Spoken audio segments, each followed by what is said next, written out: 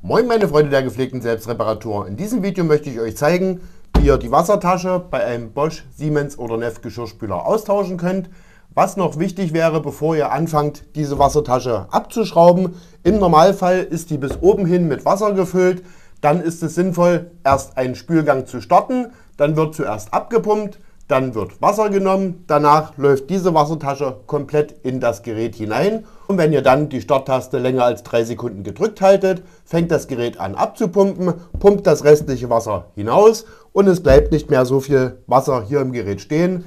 Denn wenn ihr die jetzt so ausbauen würdet, habt ihr eine riesen Manscherei in eurer Wohnung. Und wenn ihr Pech habt, läuft auch noch ein bisschen Wasser in eure Bodenwanne hinein und ihr habt anschließend den Fehler E15.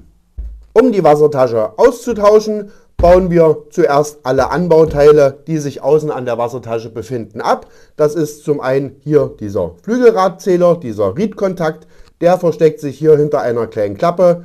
Diese kleine Klappe kann man öffnen, die ist hier nur eingerastet. Und wenn wir die nach oben gebogen haben, können wir hier den Stecker entfernen.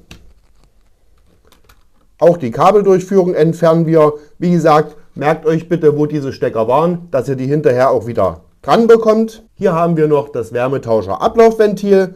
Auch hier entfernen wir den Stecker. Achtet bitte darauf, dieser Stecker besteht aus 2 Teilen. Das ist einmal diese Kupplung und hier drin befindet sich dann der eigentliche Stecker. Und als nächstes entfernen wir vom Zulaufschlauch noch die Schlauchklemme.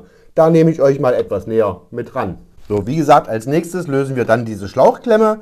Die könnt ihr mit einer handelsüblichen Kombizange zusammendrücken und nach unten schieben.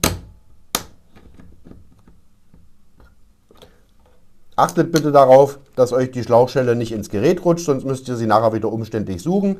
Da dieser Schlauch immer relativ fest ist, macht es sich einfacher, wenn man hier etwas mit einer Zange erst dreht, um ihn oben zu lösen. Und danach könnt ihr diesen Schlauch auch mit der Zange abziehen. Der geht dabei nicht kaputt.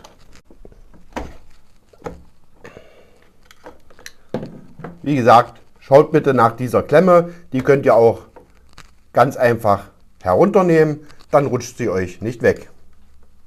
Wenn wir das gemacht haben, machen wir im Innenraum des Gerätes weiter. Im Innenraum des Gerätes befinden sich 2 Auslassöffnungen. Das ist einmal diese Auslassöffnung und einmal hier unten noch eine Auslassöffnung. Diese müssen entfernt werden, bevor man die Wassertasche entnehmen kann. Damit wir diese Auslassöffnung entfernen können, nehmen wir bestenfalls diesen Schlüssel.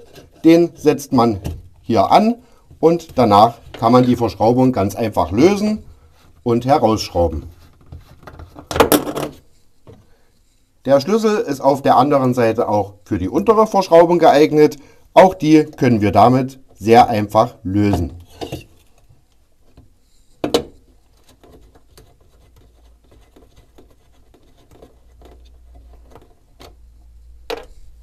Als nächstes lösen wir dann noch diese beiden Verschraubungen. Damit ist die Wassertasche außen an das Gerät geschraubt.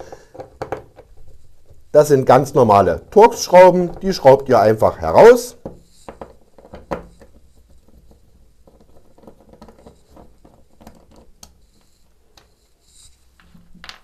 Und danach kann man die Wassertasche nach vorne entnehmen. Die ist hier seitlich noch etwas eingeklipst.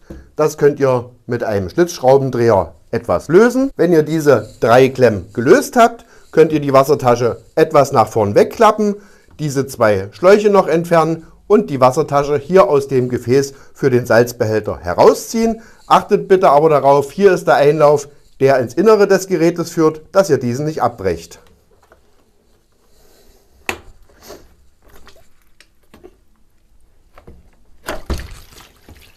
Und ihr seht schon, hier kommt, wie vorhin angesprochen, das Wasser noch herausgelaufen. Wenn ihr die Wassertasche komplett entfernt habt, sieht das Ganze von der Rückseite so aus. Wie gesagt, ich kann hier ein wenig manchen, da ist das kein Problem. Ein häufiges Problem ist diese Verstopfung hier oben.